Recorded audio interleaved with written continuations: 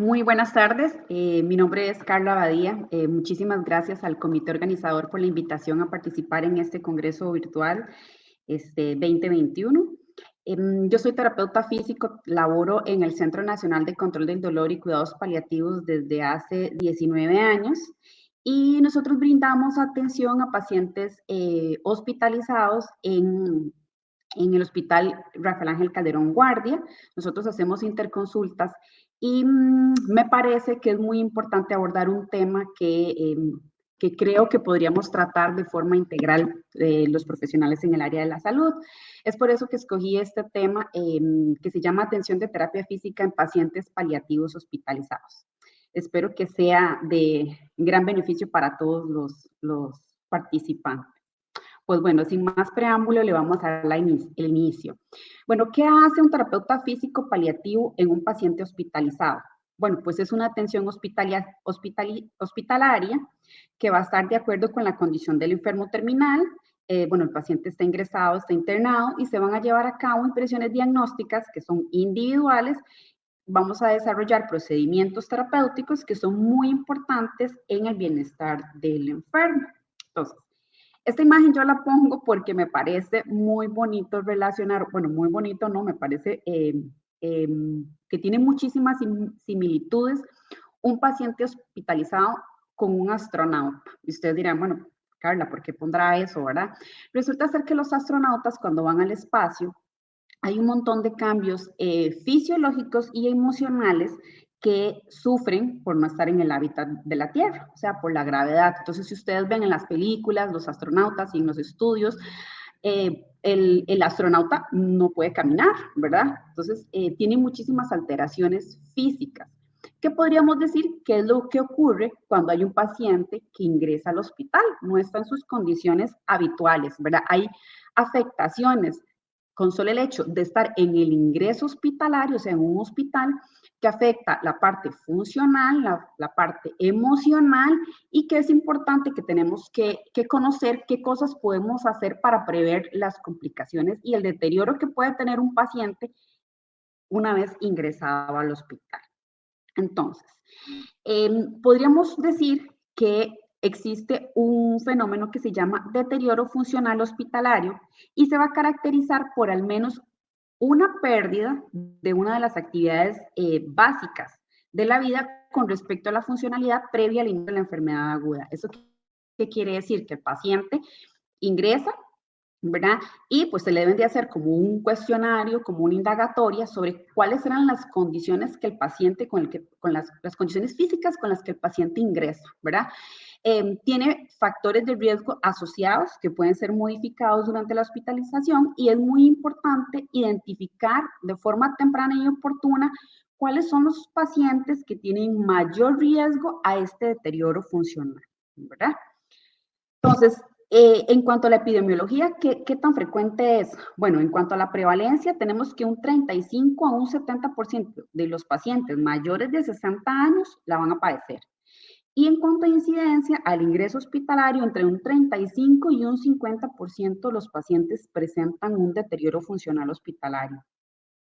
Este deterioro se va a encontrar más en relación con las características del individuo y la hospitalización que con la enfermedad con la cual ingresaron, por lo cual los estudios no la consideran como un factor de riesgo independiente para el desarrollo del deterioro funcional. Entonces, nosotros en la unidad de cuidados paliativos, la gran cantidad de pacientes que nosotros nos refieren para interconsultas son pacientes mayores de 60 años, con lo cual tienen un alto riesgo de padecer un deterioro funcional hospitalario. Entonces, una vez que un paciente pues ingresa, ¿verdad? ¿Cuáles son los cambios, sus cambios físicos o las alteraciones que podríamos encontrar? Vamos a ir trabajándolo como por sistemas. Bueno, el primer alteración muy importante que vamos a encontrar en un paciente que está hospitalizado es la alteración cardiovascular. ¿Qué ocurre? El organismo está diseñado para que nosotros estemos en posición bípeda, que estemos de pie, ¿verdad? El corazón funciona en perfecta condición, en sincronía con el sistema nervioso central para enviar una perfusión sanguínea al cerebro y al resto del cuerpo. ¿Qué pasa cuando un paciente está en decúbito supino? cuando está acostado boca arriba y permanece por periodos largos en el hospital, en la cama, llámese en este momento pues hospitalizado o en un paciente que está en la casa en visita domiciliaria y que permanece acostado por periodos largos. Entonces ocurre un desacondicionamiento cardiovascular. Entonces, hay un montón de alteraciones. El VO2, que es el consumo de oxígeno que nosotros hacemos para evaluar el estado funcional del aparato cardiorrespiratorio, empieza a disminuir. Según los estudios, se puede disminuir desde, o se puede perder desde un 0.9% a un 1% por día en la parte hospitalaria. Entonces, vean qué importante es solamente el hecho de explicarle o decir al paciente que no adopte una posición de decúbito supino por periodos largos, podemos ir mejorando algunas condiciones que afectan al sistema cardiovascular en estos pacientes. Otra de las alteraciones importantes que nosotros vemos es la alteración musculoesquelética. Esta es una de las alteraciones en las cuales los terapeutas físicos trabajamos más. ¿Por qué? Porque, bueno, nosotros, igual que en la parte cardiovascular, estamos diseñados para estar en posición bípeda. O sea, los músculos, cuando uno está de pie, trabajan en forma sincrónica para mantener la postura de pie. Los músculos antigravitatorios, por ejemplo, los músculos del cuello, de la región lumbar, del abdomen, los gastronemios y de las piernas, son los que trabajan en conjunto para mantenernos en esta posición bípeda. ¿Qué pasa si tenemos un paciente acostado en la cama del hospital? Bueno, pues estos músculos empiezan a tener deterioro funcional y ocurre lo que comúnmente vemos, atrofia por desuso, eso que es una disminución en la masa muscular. Entonces, es esos pacientes que nosotros ingresan al hospital, tienen una masa muscular estándar normal y al cabo de de una semana o 2 semanas de estar en cama, vemos que el paciente está con una atrofia importante. Entonces, cuando le decimos, bueno, intentemos ponerlo de pie, ya los músculos tienen una atrofia, entonces la parte funcional empieza en declive, o sea, empieza a disminuir. Los pacientes les cuesta un poco caminar. Cuando uno les dice, bueno, pongámonos de pie para dar un par de pasos, el paciente dice, siento muy pesadas las piernas, me tiemblan las piernas, empieza a haber deterioro del sistema musculoesquelético. Entonces, vean la importancia de estar determinando y de hacer la referencia al servicio de terapia física para una movilización temprana. Okay. Otra de las afectaciones, vamos a hablar del sistema respiratorio. ¿Qué pasa con el sistema respiratorio? Bueno, en el sistema respiratorio, al igual que el sistema musculoesquelético y el sistema cardiovascular, también es importante la posición de decúbito o sedente. ¿Qué es lo que pasa? Nosotros usualmente producimos una cantidad de moco, que es lo normal, ¿verdad? Y por gravedad baja. Entonces, cuando hay un paciente que está acostado, la cantidad de líquido, de moco, se queda acumulado y es propenso a generar un montón de afectaciones. La capacidad vital, ya se ha descrito en muchos estudios que la capacidad vital disminuye cuando hay un paciente que está hospitalizado y hay también alteración en los músculos diafragmáticos que afecta, digamos, la producción del tos. Cuando uno tose necesita tener suficiente fuerza para poder expectorar y los músculos diafragmáticos tienen tener una condición perfecta para hacer el movimiento. Cuando están en decúbito supino o en un poco movimiento, pues hay alteración en esos músculos y la capacidad de toser es más difícil para estos pacientes y hay un montón de alteraciones a nivel respiratorio que se pueden ver perjudicadas por la postura que adoptan los pacientes cuando están hospitalizados. Ok, otra de las afectaciones que podemos tener en un paciente que está hospitalizado es el sistema tegumentario. ¿Qué quiere decir eso? Bueno, no es un secreto para los profesionales en salud que una de las afectaciones de salud pública a nivel mundial es las úlceras por presión que se presentan. Esto ocurre muy frecuente también en el hospital por la presión que se ejerce. Entonces se dice que cuando hay una presión entre 50 y 70 milímetros de mercurio, los pacientes están propensos a hacer úlceras por presión, ¿verdad? Eso lo vemos muy frecuente. Los familiares dicen, bueno, pero es que mi papá o mi mamá venía sin ninguna úlcera y una vez que ingresó al hospital, empezó con úlceras. Esa es una de las afectaciones también mayores que tenemos a nivel hospitalario, que muchos de los pacientes, por el proceso de inmovilización, de poco movimiento, se afecta con úlceras por presión. Y pues otra de las alteraciones que también tenemos es a nivel del sistema nervioso.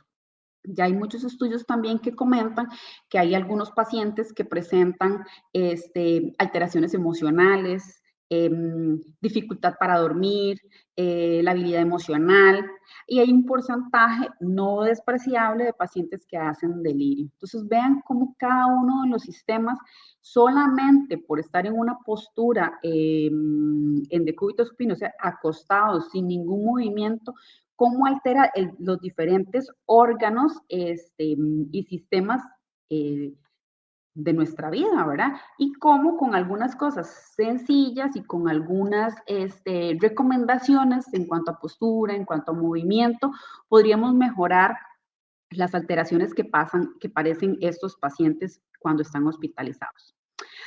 Hay varias escalas para hacer una evaluación y determinar cuáles son los pacientes que están más propensos. Ya sabemos que los de la unidad de cuidados paliativos, en su gran mayoría van a tener un alto porcentaje a padecer deterioro funcional hospitalario.